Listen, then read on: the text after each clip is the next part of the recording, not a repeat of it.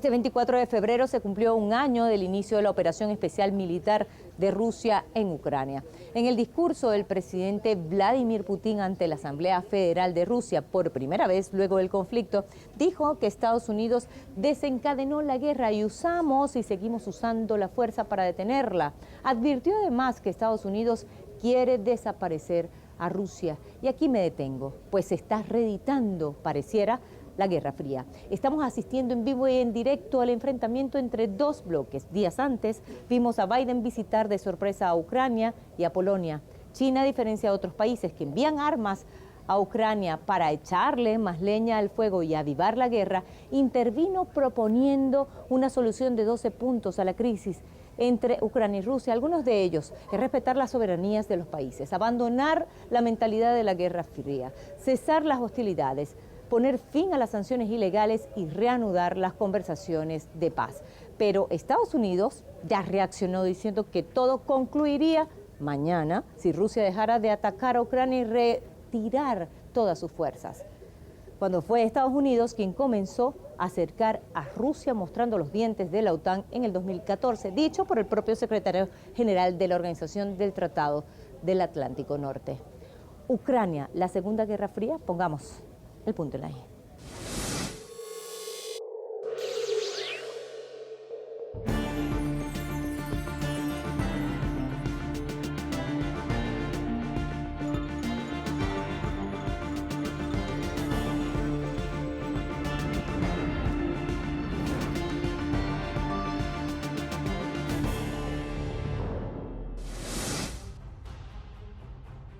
El 5 de septiembre de 2014 se iniciaron los acuerdos de Minsk entre representantes de Rusia, Ucrania, Donetsk y Lugansk para poner fin a la guerra en la región del Donbass. En 2015, Alemania, Francia, Rusia y Ucrania firmaron el segundo acuerdo de Minsk con el objetivo de lograr un alto al fuego, retirar armas pesadas y efectuar intercambio de prisioneros. Estos acuerdos, lejos de lograr la paz, aumentaron el conflicto, pues se guardó silencio ante los ataques del ejército neonazi ucraniano contra las poblaciones del Donbass. Tras el silencio de la comunidad internacional, el presidente Vladimir Putin reconoce los territorios de Donetsk y Lugansk como estados independientes de Ucrania. El conflicto escala y el 21 de septiembre de 2022, con el propósito de resguardar la integridad territorial y la vida de los ciudadanos que habitan en Donetsk, Lugansk, Jersón y Zaporizhia, estas ciudades deciden anexarse a Rusia a través de un plebiscito popular y de este modo pasaron a ser parte de la Federación Rusa. El 7 de diciembre de 2022, la ex canciller de Alemania, Angela Merkel, reconoce que durante 8 años de conflicto, Occidente ha rearmado al ejército ucraniano y ha suministrado apoyo logístico y financiero para fomentar el combate, usando los acuerdos de Minsk como excusa para retrasar los objetivos de Rusia. Esta línea de idea guerrerista por parte de Occidente se reforzó en la Conferencia de Seguridad de Múnich, celebrada el pasado 18 de febrero de 2023. En la Conferencia de Seguridad de Múnich intervinieron jefes de estados que auspiciaron la idea de prolongar la guerra y no buscaron el mecanismo de resolver el conflicto en Ucrania a corto plazo. Pero por otro lado, participaron representantes de estados que se declararon neutrales en el conflicto y enviaron un mensaje de paz a la comunidad internacional. A esta línea se sumó el director de Asuntos Exteriores del Partido Comunista Chino, que apuesta profundamente al diálogo político. 实际上，从这场战事的第2天起，也就是2月25号，习近平主席就提议俄罗斯跟乌克兰坐下来进行对话，寻求政治解决。我们看到后来，无论是在白俄罗斯还是在土耳其，那么和谈进行了多轮，而且一份 和平协议的框架文件已经摆在了谈判桌上，但遗憾的是，谈判后来中断了，一切回到了原点。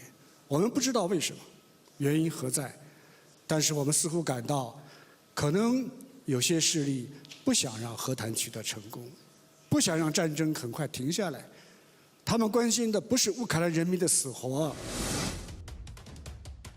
El pasado 17 y 18 de febrero, en la conmemoración del 59 aniversario de la Conferencia de Seguridad de Múnich, participaron más de 50 representantes de estados con el objetivo de exponer problemáticas que acechan al mundo a nivel de defensa y seguridad. En la agenda estuvo el conflicto armado entre Rusia y Ucrania. El debate sobre el tema fomentó la política guerrerista y aunque Rusia debía estar en la conferencia, por primera vez no participó. Uno de los discursos más destacados fue el de la vicepresidenta de Estados Unidos, Kamala Harris, quien evaluó el conflicto en Ucrania de acuerdo a dos intereses, el moral y el estratégico. El primero lo usó para desacreditar los objetivos de Rusia en el conflicto, señalando al presidente Putin de vulnerar el derecho internacional y actuar en contra del orden mundial. El segundo lo usó para explicar la importancia que tenía que Ucrania y la OTAN ganen el combate. In the case of Russia's actions in Ukraine, en el caso de las acciones de Rusia en Ucrania, hemos examinado las pruebas, conocemos las normas legales y no cabe ninguna duda de que se trata de crímenes de lesa humanidad. no doubt, these are crimes against humanity. Por su parte, el canciller de Alemania envió un mensaje para seguir armando a Ucrania e invitó a los demás países a seguir este objetivo. Es importante organizar nuestro apoyo a Ucrania desde el principio, de tal manera que podamos mantenerlo durante mucho tiempo. Hasta ahora este ha sido nuestro punto de referencia para la entrega de nuevos sistemas de armas obuses y lanzacohetes múltiples, armas antiaéreas, vehículos de combates de infanterías, baterías Patriot y más recientemente carros de combates occidentales. Esto significa que todos aquellos que puedan suministrar dichos carros de combates lo hagan realmente ahora. En el mismo evento, el presidente francés Emmanuel Macron explicó que la única forma de lograr presionar a Rusia y conseguir una negociación creíble era sumando todos los esfuerzos para que el ejército ucraniano resista en el combate.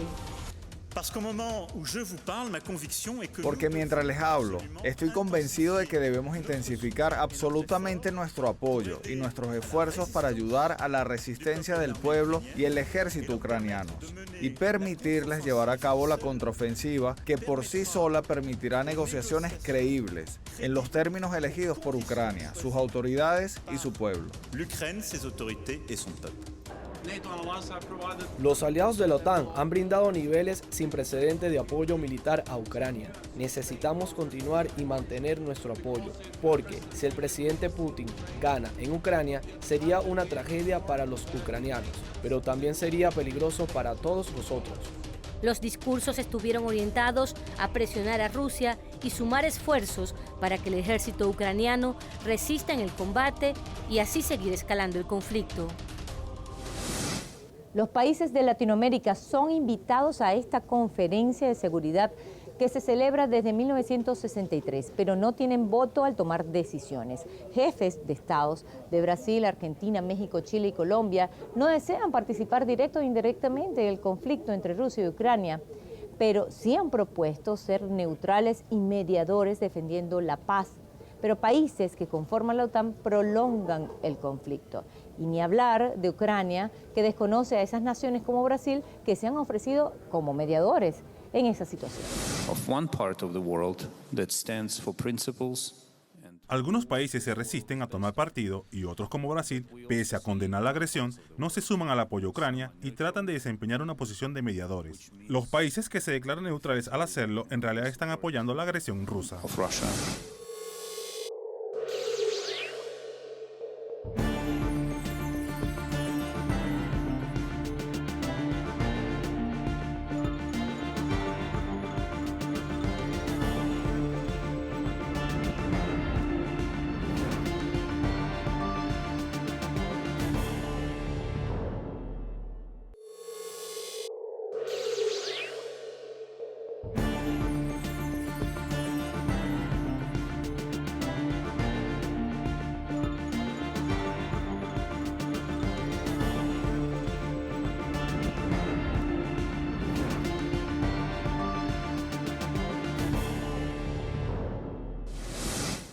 El 21 de febrero del 2023, a pocos días de concretarse el primer año del conflicto entre Rusia y Ucrania, el presidente Vladimir Putin intervino ante la Asamblea Federal de Rusia, dando un mensaje a su nación referente a su política exterior.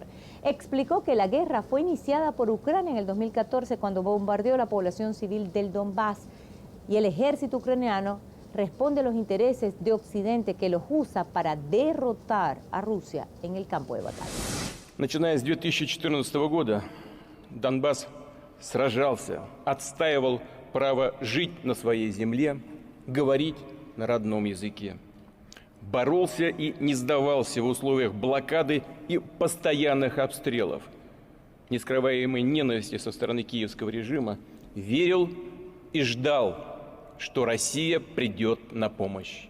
Ответственность за разжигание украинского конфликта, за эскалацию, за рост числа его жертв полностью лежит на западных элитах. И, конечно, на киевском режиме сегодняшнем, для которого украинский народ, по сути дела, чужой. Украинский сегодняшний режим обслуживает не национальные интересы, а интересы третьих стран. El presidente de Rusia, Vladimir Putin, en su mensaje ante la Asamblea Federal de Rusia el pasado 21 de febrero, expuso la insistencia y el interés de Occidente en aumentar el conflicto entre su país y Ucrania. Las élites occidentales no ocultan su objetivo de infligir, como dicen, y cito, una derrota estratégica a Rusia. ¿Qué significa esto? Para nosotros, ¿qué significa? Significa acabar con nosotros de una vez por todas. Es decir, pretenden convertir un conflicto local en una confrontación global. Así lo entendemos y reaccionaremos en consecuencia. El presidente Putin además destacó que el objetivo de Occidente es alcanzar el poder ilimitado, por lo que invierten mucho más en la guerra que en eliminar el hambre y las enfermedades en el mundo. Mientras protegemos la vida de las personas, nuestra propia casa, el objetivo de Occidente es el poder ilimitado. Ya ha gastado más de 150.000 millones de dólares en complacer y armar al régimen de Kiev. En comparación, según la Organización para la Cooperación y el Desarrollo Económicos, los países del G7 gastaron unos 60.000 millones de dólares en 2020 y 2021 para ayudar a los países más pobres del mundo. ¿Entienden? Para la guerra, 150.000 millones. Y para los países más pobres, de los que supuestamente se preocupan siempre, 60.000 millones. Y también exigen la obediencia de los países que reciben este dinero.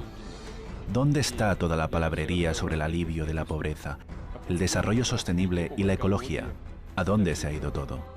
Ante el plan evidentemente orquestado por la OTAN, que implica la suma de fuerzas a nivel nuclear y el envío de armamento pesado de artillería y tanques de guerra al ejército ucraniano, la Federación Rusa respondió con la suspensión de su participación en el Tratado de Reducción de Armas Estratégicas, el cual plantea la supervisión de armas nucleares y evita el rearme nuclear a gran escala entre Estados Unidos y Rusia.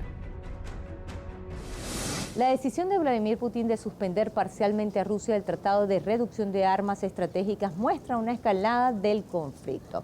Estados Unidos mantiene o ha insinuado hacer pruebas con armas nucleares y si ellos la usan, Rusia responderá de la misma forma. Ojo por ojo y diente por diente. Ellos quieren que nosotros perdamos estratégicamente, lo cual es o cinismo profundo o tontería profunda, pero no parecen imbéciles. Por lo cual, ¿qué pasa? ¿Quieren una derrota estratégica? Que nosotros vamos a aceptar, ellos se equivocan. Rusia en este momento congela su participación en el Tratado de Fuerzas Estratégicas Ofensivas.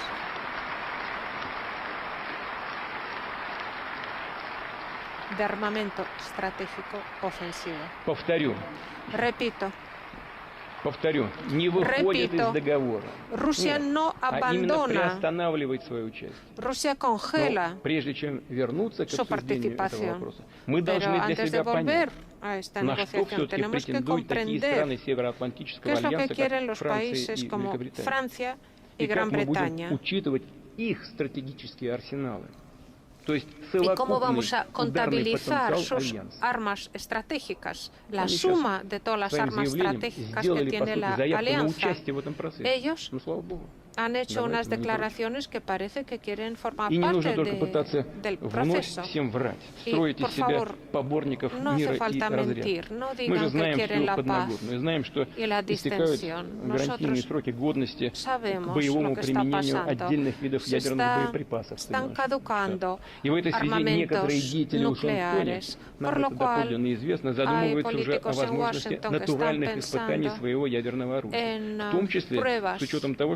en pruebas nucleares, teniendo en cuenta que en Estados Unidos están desarrollando nuevos armamentos nucleares. En esta situación, el Ministerio de Defensa y la Agencia Atómica tienen que prepararse para estas nuevas condiciones. Si los Estados Unidos llevan a cabo las pruebas del armamento nuclear, nosotros también haremos lo mismo.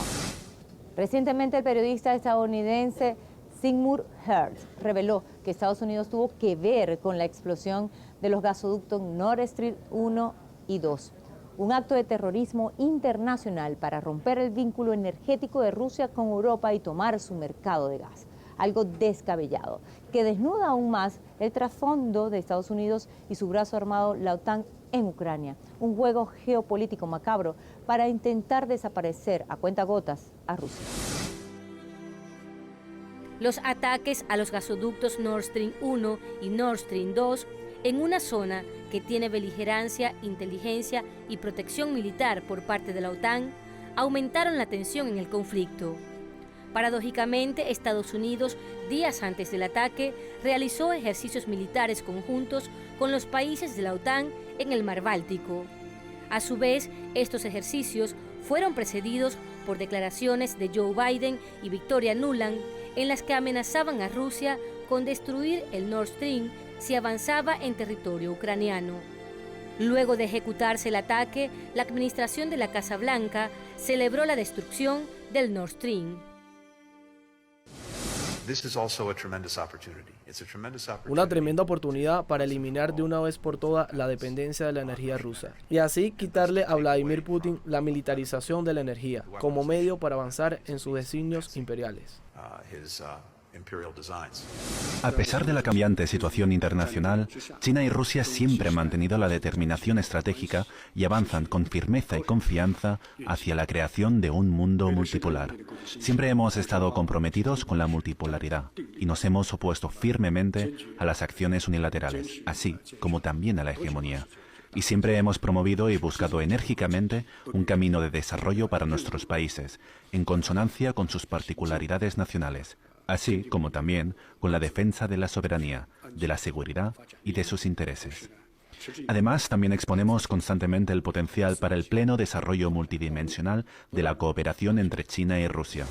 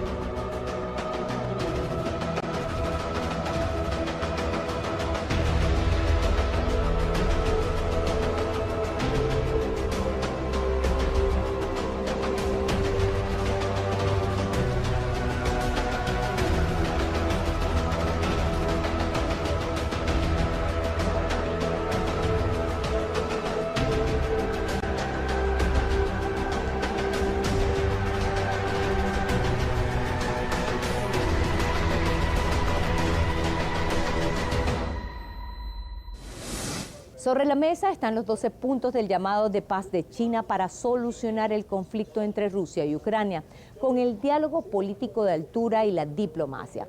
Pero Estados Unidos cada vez más reedita la era de la Guerra Fría, mientras Moscú ha dicho al gobierno de Washington que no hay vuelta atrás. El mundo cambió, ya el tiempo de la unipolaridad de Estados Unidos está concluyendo o concluyó, o se meten en el carril de la multipolaridad o se meten. Pusimos el punto en la I.